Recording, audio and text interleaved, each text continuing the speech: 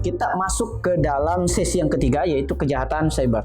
Karena kita sudah membahas tentang perilaku kita di sosial media, kita sudah membahas tentang data pribadi kita yang bisa menjadi aset bagi mereka untuk kemudian disalahgunakan, sehingga kita harus memahami implikasi hukumnya, dalam hal ini cybercrime-nya, termasuk perlindungan hukumnya. Kejahatan cyber menurut Mas Kun dalam bukunya Cybercrime adalah perbuatan melawan hukum yang dilakukan dengan memakai perangkat digital, dalam hal ini komputer, handphone, tablet, laptop, sebagai satu sarana maupun dua sebagai objek, baik untuk memperoleh keuntungan atau tidak dengan merugikan orang lain. Dalam artian, even kita tidak memiliki keuntungan ekonomi, tetapi kita merugikan orang lain dan menggunakan perangkat digital kita baik sebagai sarana maupun sebagai objek, kita kemudian dianggap melakukan cybercrime. Nah, adapun ruang lingkup dari kejahatan cyber itu mencakup diantaranya pembajakan. Pembajakan itu baik itu phishing maupun hacking, penipuan, pencurian, pornografi, pelecehan, pemfitnaan, dan termasuk pula pemalsuan. Nah, perangkat digital seperti yang saya bilang tadi itu dapat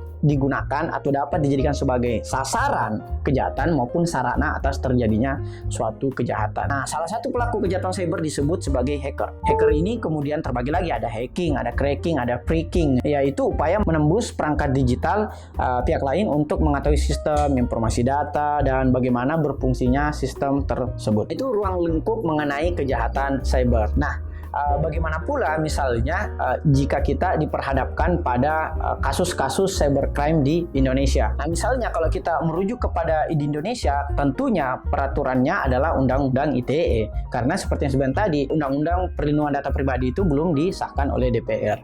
Sehingga praktis kita hanya menggunakan Undang-Undang ITE. Dan apa sih implikasi dari Undang-Undang ITE ini yang memiliki banyak pro dan kontra? Nah, Undang-Undang ITE itu sendiri sebenarnya pertama kali diterbitkan pada tahun 2008, kemudian pada tahun 2016 itu dilakukan revisi. Nah, sebenarnya fungsi dari ITE ini adalah untuk mengatur adanya perkembangan dan kemajuan teknologi yang semakin pesat. Nah, ada dua pandangan tentang Undang-Undang ITE ini. Misalnya, Undang-Undang ITE ini dianggap memiliki dimensi positif karena sebagai sarana pembatasan bagi kebebasan atau bahkan kebablasan berekspresi dalam ruang digital. Jadi agar tidak bablas kebebasan berekspresinya. Yang kedua, di sisi lain juga ada pandangan negatif karena dengan adanya pembatasan dalam Undang-Undang ITE ini, maka secara vertikal dianggap sebagai alat bagi penguasa atau aparatus untuk membungkam kritik masyarakat, dan secara horizontal dianggap sebagai pemicu fenomena saling lapor-melapor. Misalnya secara vertikal kita tahu bahwa kritik-kritik melalui mural yang viral sekitar 1-2 bulan lalu itu mendapatkan penentangan baik itu oleh pemerintah apalagi oleh warga negara itu sendiri misalnya. Nah, sementara secara horizontal misalnya kita mendapati banyak orang saling lapor-melapor. Misalnya yang paling terbaru Hari Ashar dilapor oleh misalnya Luhut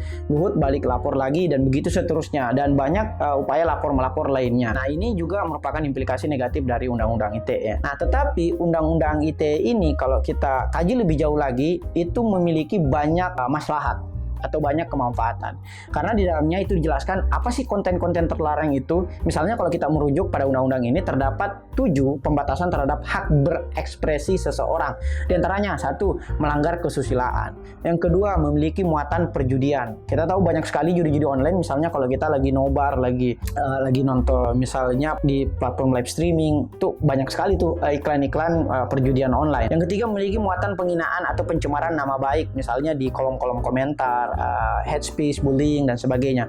Memiliki muatan pemerasan dan atau pengancaman. Ini juga banyak, bahkan di marketplace tertentu. Yang kelima, memiliki muatan ujaran kebencian berdasarkan sara. Yang keenam, memiliki materi muatan yang berisi ancaman kekerasan secara pribadi. Dan yang terakhir, memiliki materi muatan yang dilarang sesuai ketentuan perundang-undangan yang berlaku. Nah, itu tadi 7 konten terlarang dalam Undang-Undang ITE. Berdasarkan data dari SafeNet, tercatat pada tahun 2008 hingga awal 2021 terdapat 375 kasus yang menjerat warga terkait Undang-Undang ITE.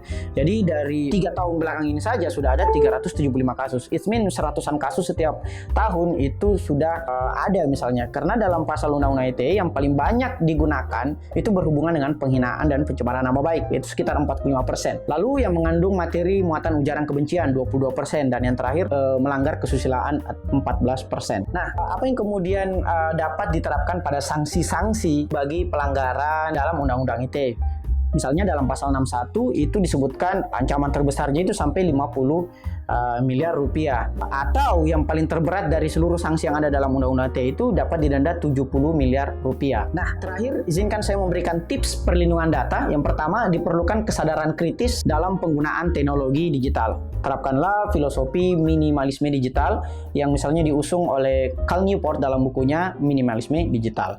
Untuk apa? Untuk meredam stres, untuk meredam juga akses buruk dari teknologi digital. Kita tahu bahwa teknologi digital itu membuat mental health kita itu banyak terganggu. Jika dulu misalnya dekade awal dari abad 21 penyakit terbanyak diidap itu adalah penyakit jantung, sekarang adalah penyakit mental health. Yang kedua, pahami bahwa tidak ada makan siang yang gratis. Meskipun sosial media itu kita akses gratis, tetapi mereka tentunya memiliki agenda, yaitu mengeruk perhatian dan waktu kita untuk dijual kepada pelanggan yang ingin beriklan di dalam platform tersebut. Ketiga, tanpa kesadaran kritis atau critical thinking, maka pelanggan yang ingin beriklan ini dapat kemudian memetakan seluruh dagangannya, sehingga kesadaran kritis ini penting kita ciptakan agar kita terhindar dari masyarakat yang konsumeristik dan berpemikiran dangkal. Yang terakhir, fitur-fitur yang digunakan untuk menganalisis data, misalnya kayak echo chamber, vital bubble, itu digunakan memanfaatkan seluruh data-data kita. Maka cukupkanlah durasi layar Anda 2 atau maksimal 4 jam setiap hari dengan tetap sadar dalam berdunia maya. Selebihnya hiduplah dengan nyata dengan orang-orang di sekitar Anda. Selamat memanfaatkan data. Izinkan saya mengutip pendapat dari Tristan Harris, former Google Design Ethics atau bekas petinggi dari Google, bahwa teknologi itu tidak netral. Sehingga jika kita tidak membeli produknya, dalam hal ini produk dari korporasi digital misalnya kayak YouTube Premium atau beriklan di sana, maka kita adalah produknya. Maka penting untuk kita untuk tetap critical thinking dalam bersosial media demi data pribadi Anda dan demi kesehatan mental Anda.